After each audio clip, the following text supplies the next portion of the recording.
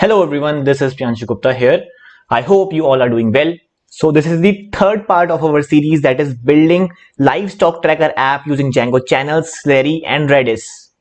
So till now we have designed the full front end part, and we have also seen how we can use threading to call the multiple APIs, the third party APIs, and we have successfully retrieved the data using Yahoo Finance library of Python. And now if I start my server here, now after starting server, if I go to this page, that is our normal page, and then you can see that we are able to select all these stocks that we have listed out here. Now if I press Bajaj Finance, Bajaj Fins and Bharti Airtel, or let's choose Reliance also, and press submit here, then you can see that we are able to see all the stocks here, right? But now the problem is that we are not getting a real-time update. Like after we have landed on this page, now there will be no change in data, right? This data will not be updated on its own, right? So to update this data, what we will do is we will call that third-party API using Yahoo Fin library to web scrape the Yahoo data, or you can use any other library for getting the stock details. Instead of web scraping, you can also purchase some third-party APIs. So what you have to do is you will have to call those APIs again and again after regular intervals, so as to get the current status of the stock at present situation or at present time. So you will have to call those third-party APIs again and again. So this is a kind of periodic task. So for periodic task, what we can do is we can use Slurry, and we can allocate the task to Slurry that call this third-party API again and again after regular intervals of time. And in this way, we can integrate Slurry with our Django project. And once the user has landed on this page, we will make a WebSocket connection between user and server. And now the server can communicate to this user on its own. So once Slurry has retrieved the data by web scraping or by using a third-party API, then after receiving that data, server can send that data to this user through that WebSocket connection. So we will use the same mechanism here. So now let's add Slurry to our Django project. So for adding Slurry, first we will do the basic setup, and then we will actually write some code, our custom code, to integrate Slurry with our project. Okay. So first we will have to install Slurry here. Let's install Slurry using pip install Slurry.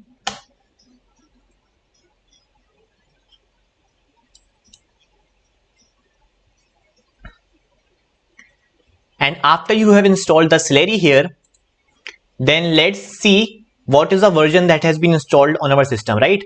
So we will use pip freeze requirements.txt to get all the requirements. Then you can see that we have Slurry we have installed the Slurry version 5.1.0. okay, so this is the latest version, I think, of Slurry. Because we didn't mention any version number here, we directly installed Slurry.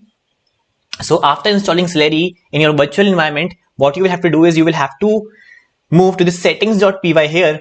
Let's go to the settings.py, and now currently let's open this in full window here. Now if I go to settings.py of stock project, now you will have to add certain things here. So here I am doing Slurry settings, and now you will have to write Slurry broker URL. So currently I am using Redis here. So to install the Redis for Windows, I will provide the link in the description box. Or what you can do is just go here, and here you can search Redis for Windows GitHub, and now you can go here, and you will have to install Redis version that is greater than 5.0. okay, so you can install this 5.0.9, 5.0.10. okay, just install it from here and then start on your system. Okay, and once you have installed, you will have to check that Redis is currently working or not on my system.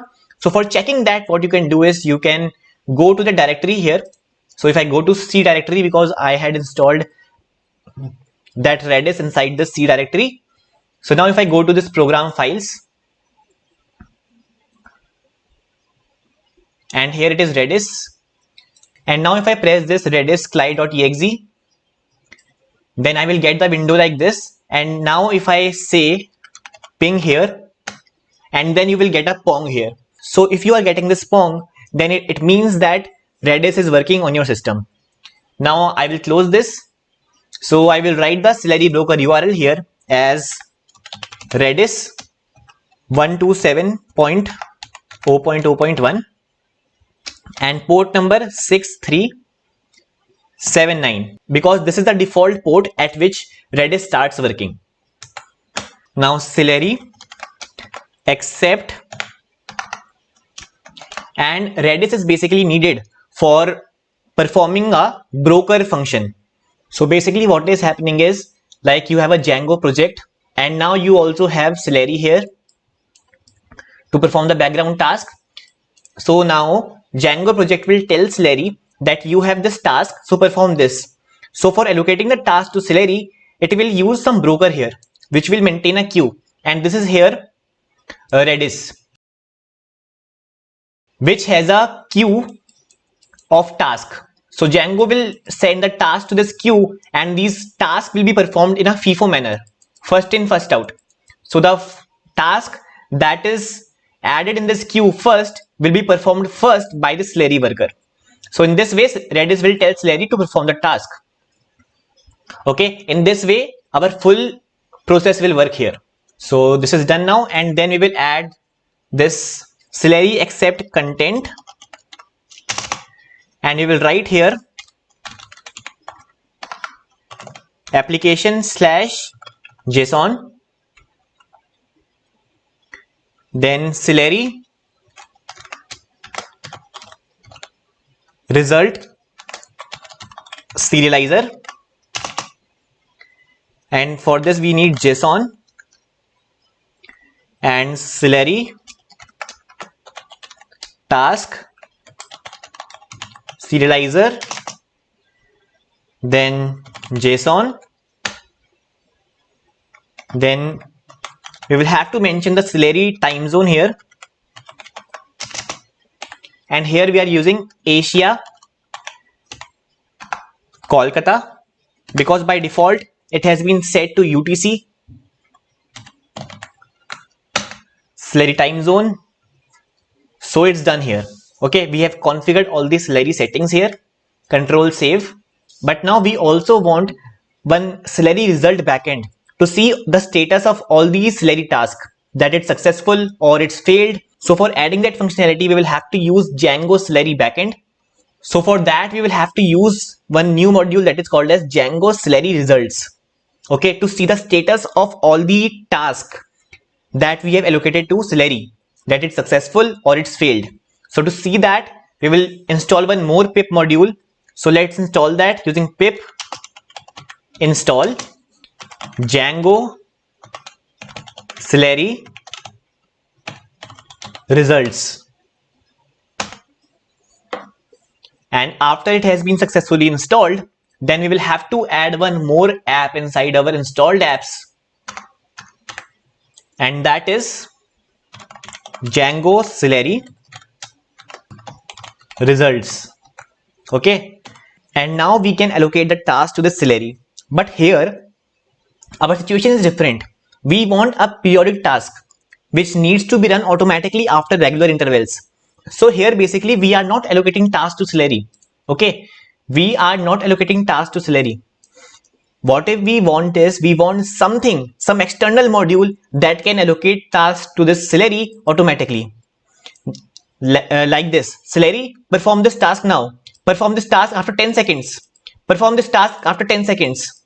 Perform this task after 60 minutes. So here we are not allocating tasks to the Celery.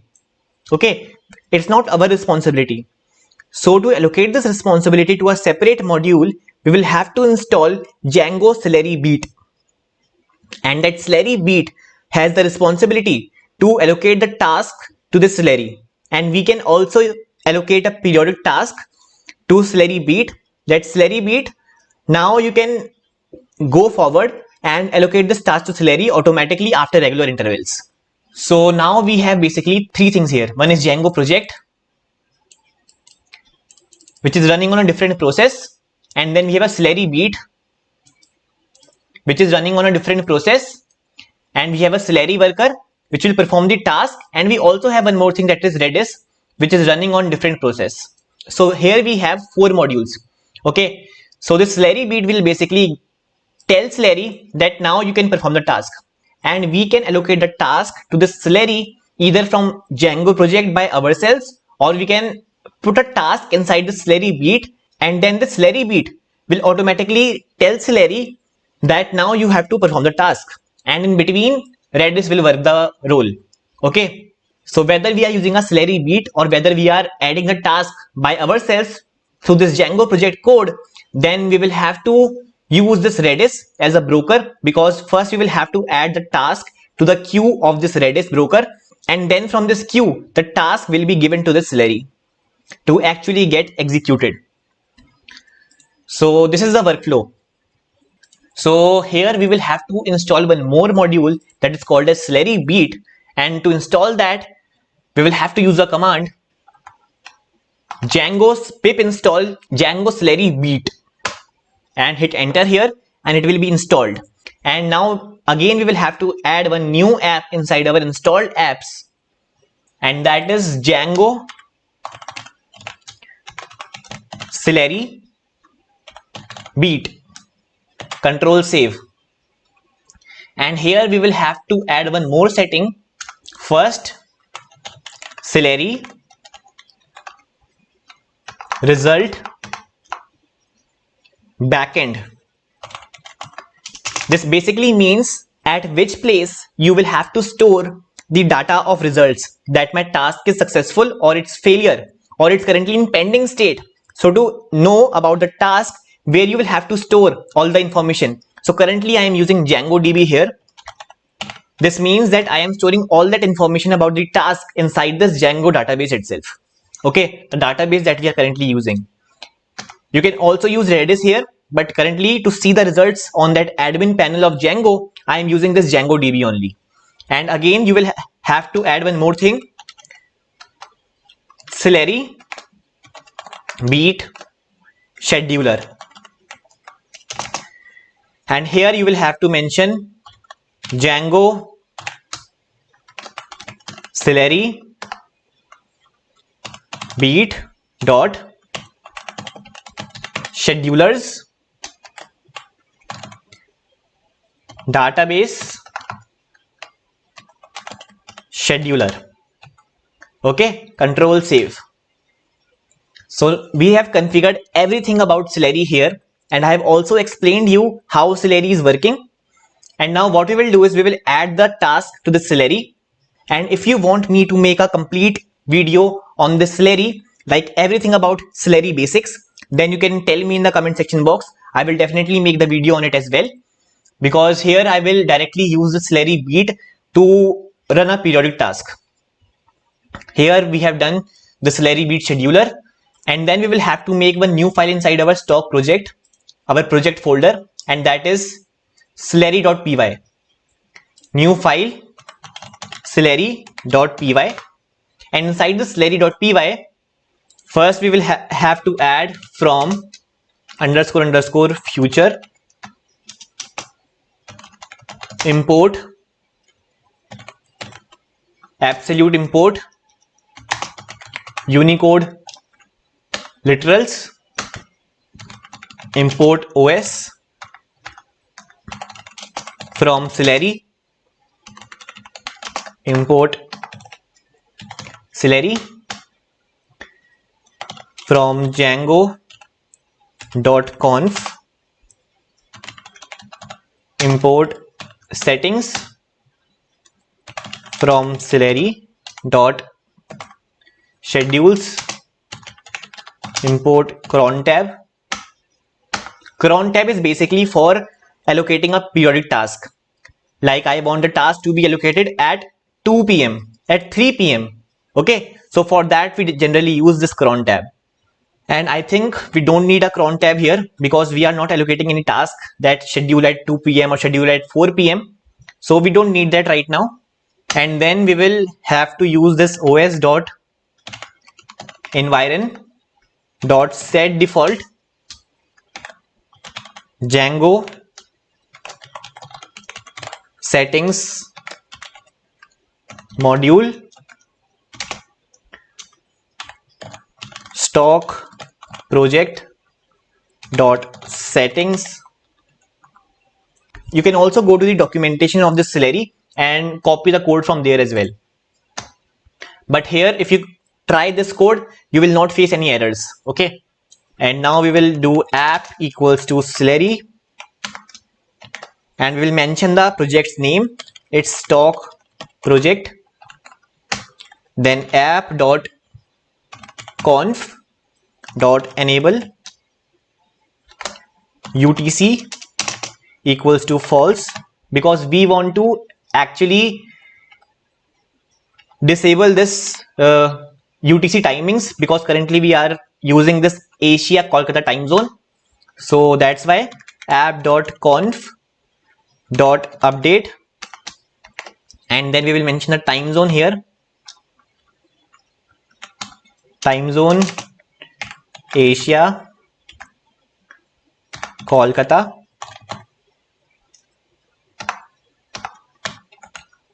Then app dot config from object settings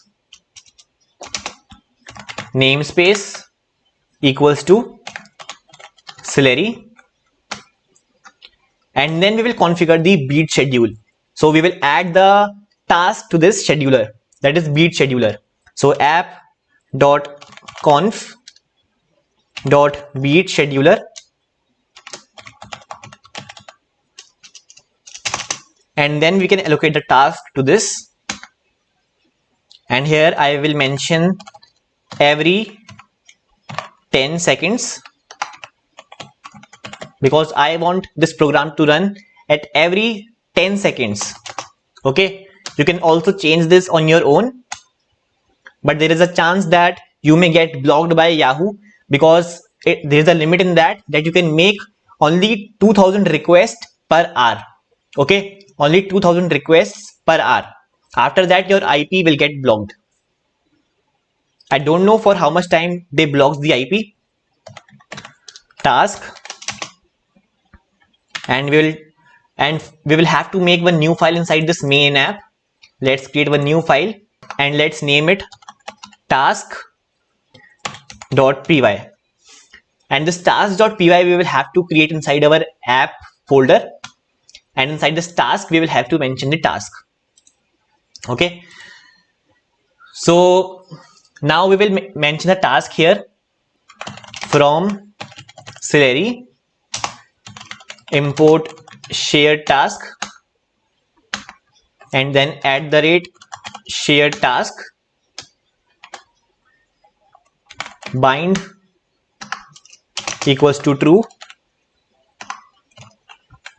And here we are creating a function. Let's name it update stocks, because we want to update the data in the front side, because we have already sent the data once that we have retrieved from Yahoo Fin library, but now we want to update that data at regular intervals. So update stock self, and let's add one more argument here, that is stock picker. Here we will mention the stock picker, which means the stocks that has been selected by the user. Okay, we will pass that as an argument here.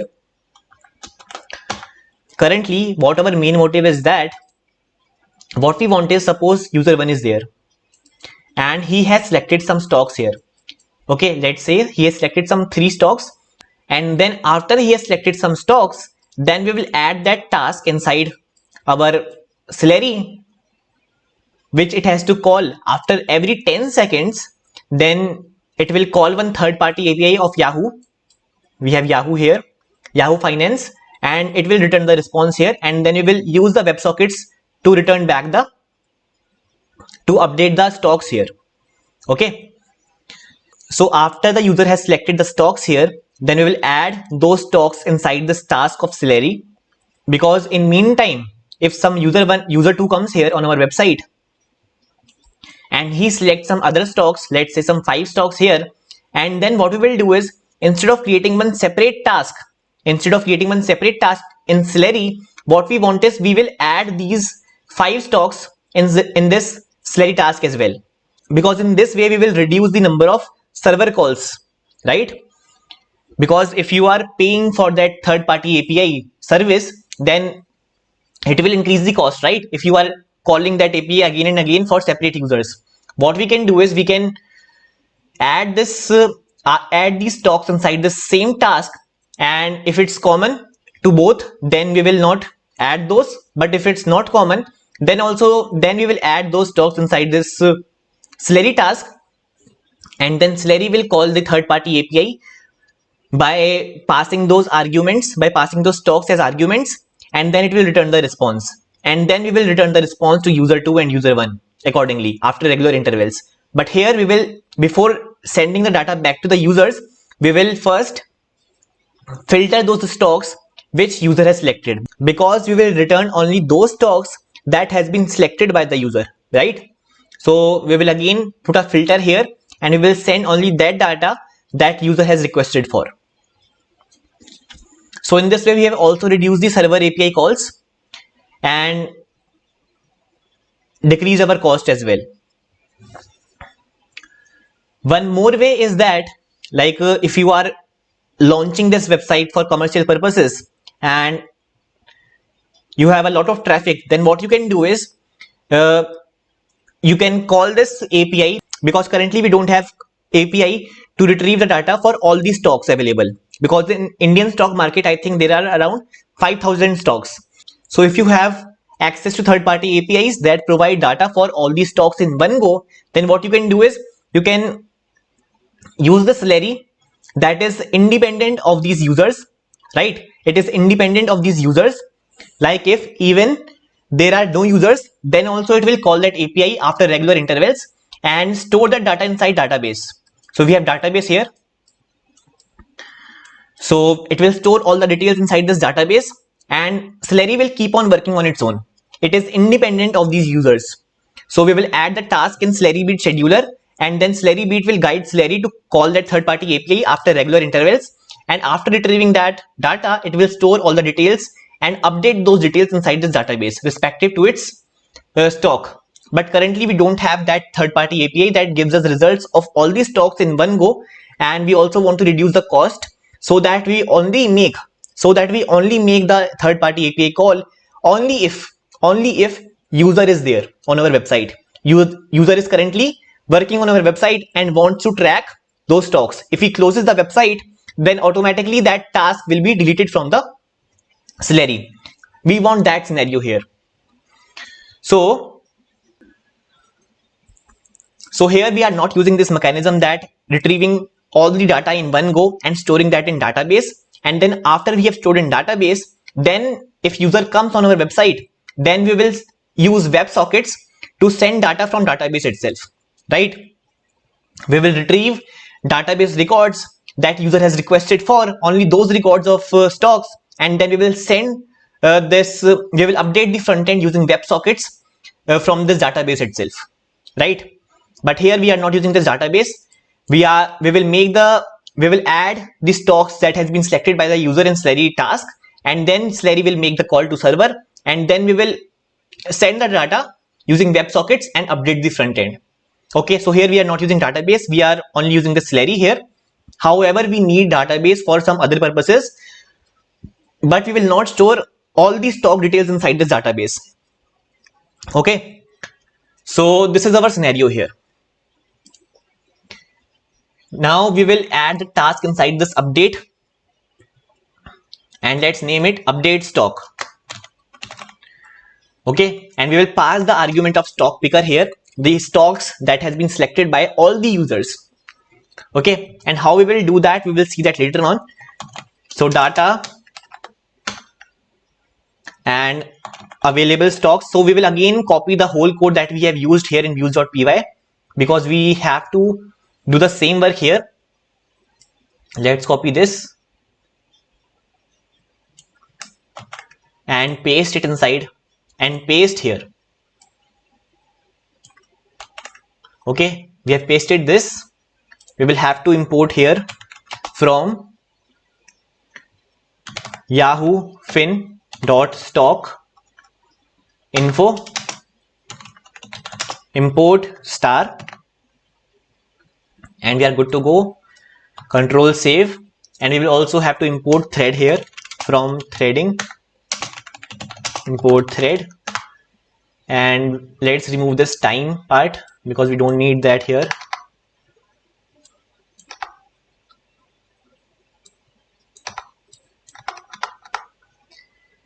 And also remove this, and we will have to import queue here,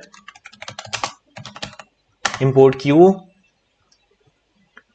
And here, instead of returning the HTTP response here, what we will do is we will remove those stocks from the stock picker attribute that we have passed here, because the stock picker will basically contain the list of all those stock symbols for which we want the stock price, okay, for which we want the stock details.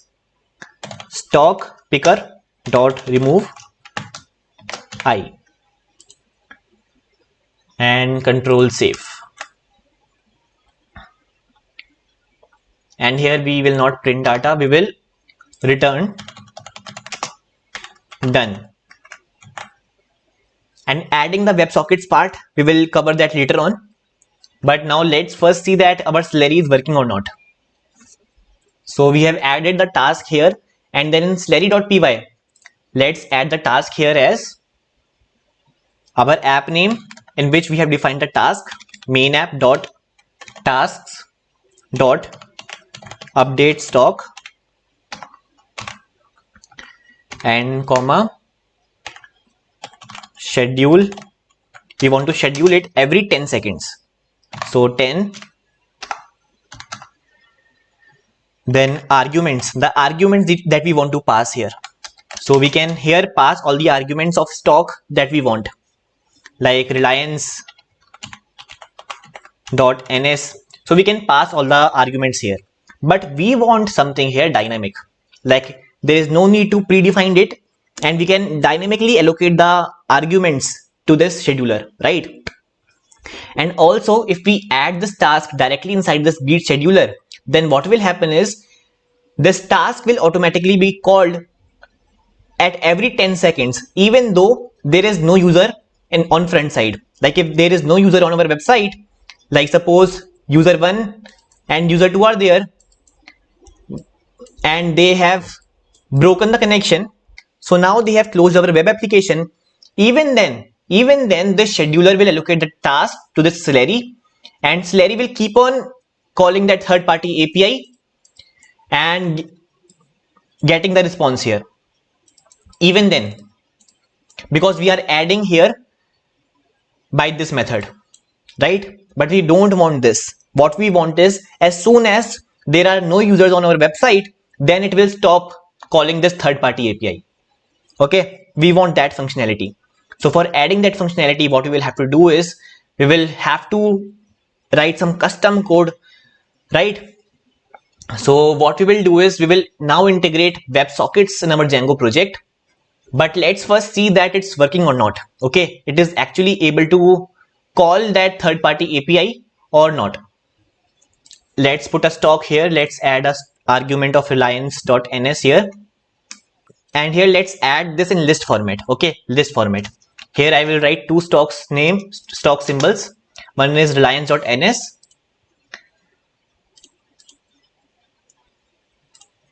and one is Bajaj Finance v.ns.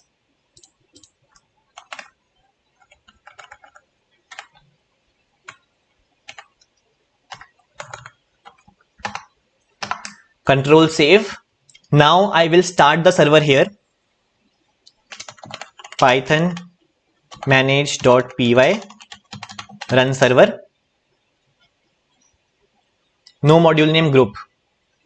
Okay. And there is one more thing that we have to add in our init.py of stock project. That is from Slurry, from .slurry import app as Slurry app all Slurry app And inside our Slurry.py, we will also have to add certain more things here that are app.auto-discover task, because what we want here is that it automatically discovers task that we have mentioned inside the tasks.py of our apps. Okay, and then brackets, and then app.task bind equals to true @ define debug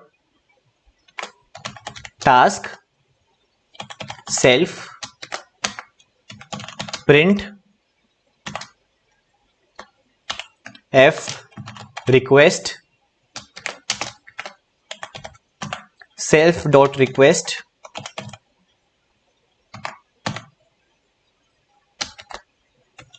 and control save.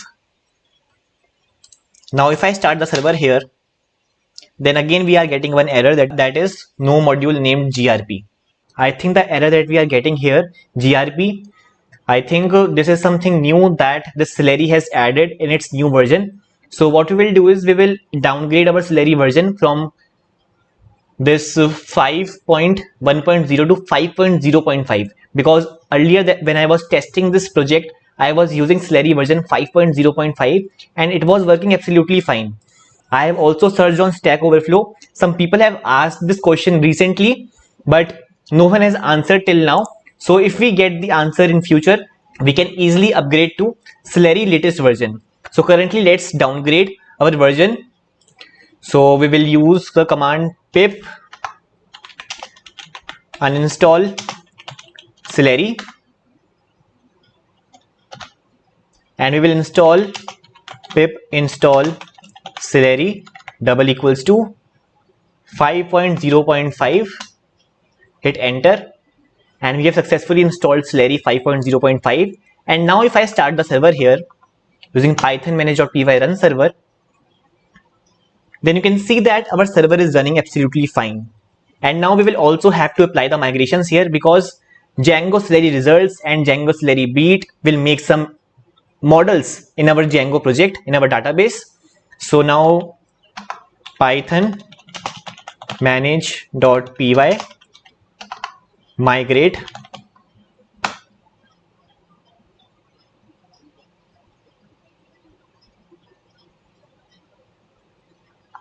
and let's see if we have something left in make migrations.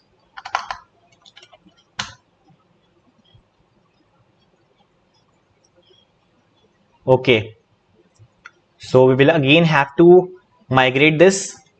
I think they have made some changes inside this Django Slurry beat and Django Slurry results. So now python manage.py migrate and done. Now if I start the server here,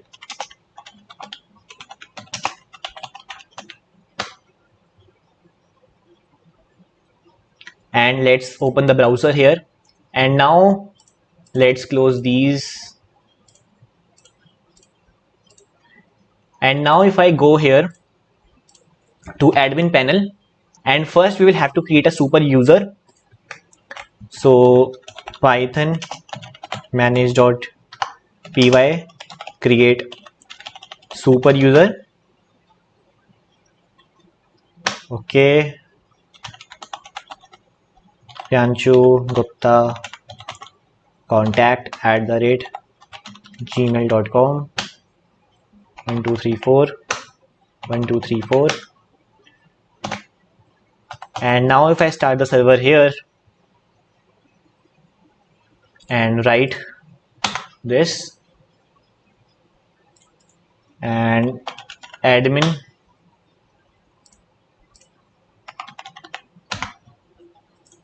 then you can see that we have periodic task, we have Slurry results. So we have added certain new models in our database. So this will keep a track of all the tasks that we allocate to this Slurry.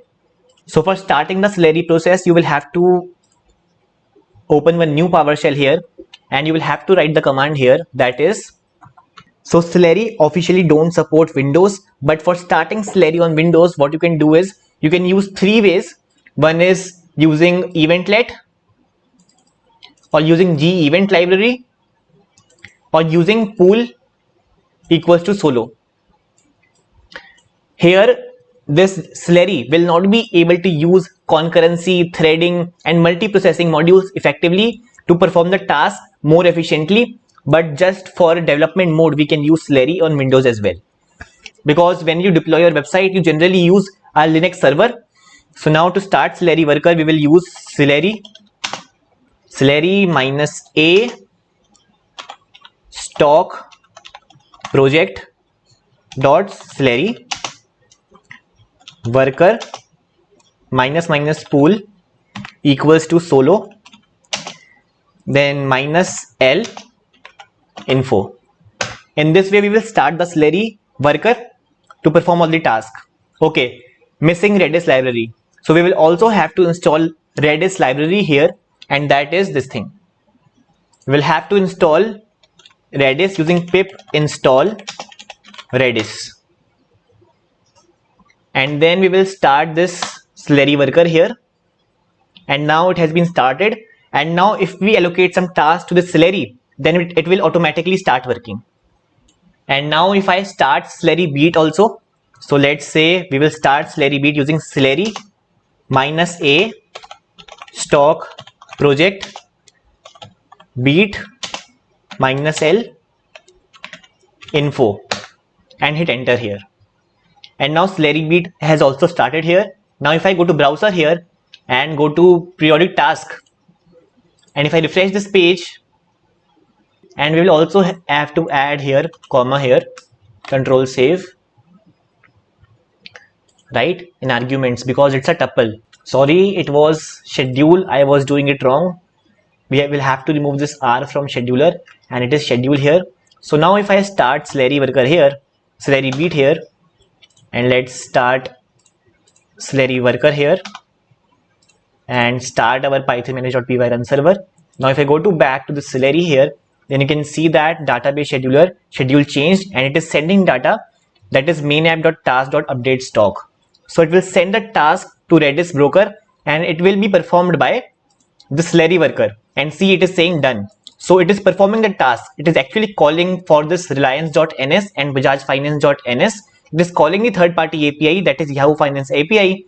And if I go here, that is Mozilla Firefox, and if I refresh here, then you can see that one new task has been added here inside this periodic task table. And if I click on this, you can see all the information here, and you can see in arguments we have added here reliance.ns and Bajaj finance.ns. So basically it's performing the task here. So we have successfully added the Celery here, right, using Redis. And now currently you can see that the Celery worker is working independently on its own. It is not dependent on user 1 and user 2, right? On users it is not dependent. It is automatically calling those third-party APIs after 10 seconds. But what we want is, like, at least there should be one user that is active on our website. Only then the Celery will call the third-party API, and call that third-party API for only those stocks that has been selected by user 1. And if there are more number of users, then it will call the API only for once. But here, because we are using Yahoo Finance library and we cannot retrieve data for all the stocks in one go, we are calling that API one by one. But then also we will call that API only once for a single stock. If we have a stock common between user 1 and user 2, then also we will call the third-party API to web scrap that data only for once, right? We want that scenario here. So for adding that functionality, we will see that in next video, and we will actually add WebSockets in our Django project to update the data in front end. Okay, that's it for this video. I hope you have liked this video, and if you did, then please don't forget to press that like button, and do subscribe to my channel for these type of videos, and also press that notification bell icon so that you don't miss any video that I post. And also feel free to post your queries and doubts anytime in the comment section box of this video. And also if you want any personal assistance, then you can ping me anytime on Instagram. I will try to reply you as soon as possible. So stay tuned, stay connected. See you in the next video.